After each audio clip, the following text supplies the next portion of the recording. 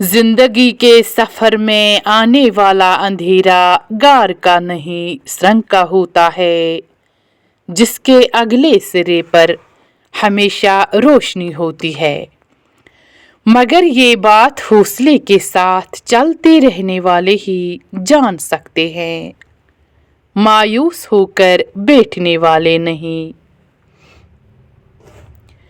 अमल सोच समझ कर करो, क्योंकि हर अमल के अंदर उसका अंजाम यूं छुपा होता है जैसे हर बीज के अंदर दरख्त। आज का पछतावा कल की बेहतरी के लिए जमानत है। कल का पछतावा सिवाय रुसवाई के और कुछ नहीं। लोग आपसे नाराज हो सकते हैं, आपका बुरा सोच सकते हैं, आपके खिलाफ साजिश कर सकते हैं, आपके खिलाफ झूठ बोल सकते हैं, लेकिन याद रखें, आपसे आपका नसीब कोई नहीं छीन सकता। अपने रब पर भरोसा रखें, वो सब बेहतर कर देगा। जिंदगी की हकीकत पहचानने में देर जरूर लग जाती है, मगर हर रिश्ता अपनी हकीकत दिखाता जरूर है। जरूरी नहीं कि जो बदनाम हों वो बुरे भी हों। नेक नामी के पर्दे में अक्सर मुनाफिकत मिलती है। जब आप अपनी दौलत दूसरों पर खर्च करेंगे तो ये ज्यादा भी होगी और इसमें बरकत भी होगी। मैं अपनी तन्हाई में तन्हा ही बेहतर हूँ, मुझे जरूरत नहीं दो पल के सुहारों की। नसीब अच्छे न हों तो खूबसूरती का क्या फायदा। दिलों के शहंशाह अक्सर फकीर हुआ करते हैं। नसीब बेशक अल्लाह के हाथ में है, मगर दुआओं का इख्तियार उसने हमें दिया है। और दुआएं ही तो है जो तकदीर बदलने की ताकत रखती है।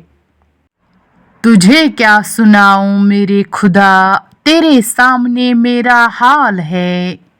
तेरी एक निगाह की बात है, मेरी जिंदगी का सवाल है।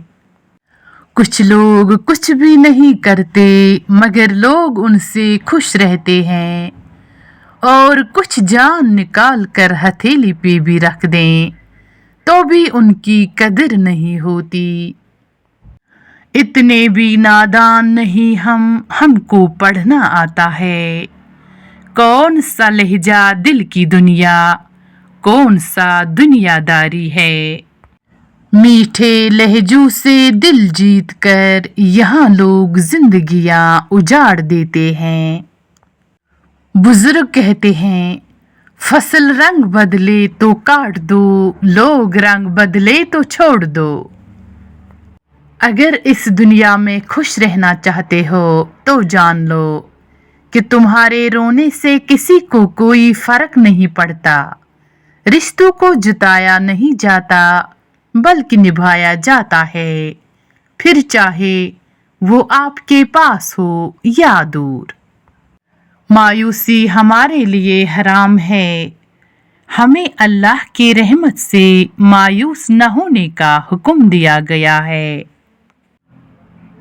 हमेशा मोहतात रहे उस काके से जिसने 2 पैसे जमा कर लिए, और उस जाहिल से जिसने 2 सतरें पढ़ लिए। किसी की जेब से जितना मर्जी महंगा और शानदार डिनर कर लें, सुबह दोबारा भूख ही लगती है। बात कहने की ये है कि पेट के खातिर कभी भी अपनी इज्जत नफ्स और ईमान का सौदा न करना।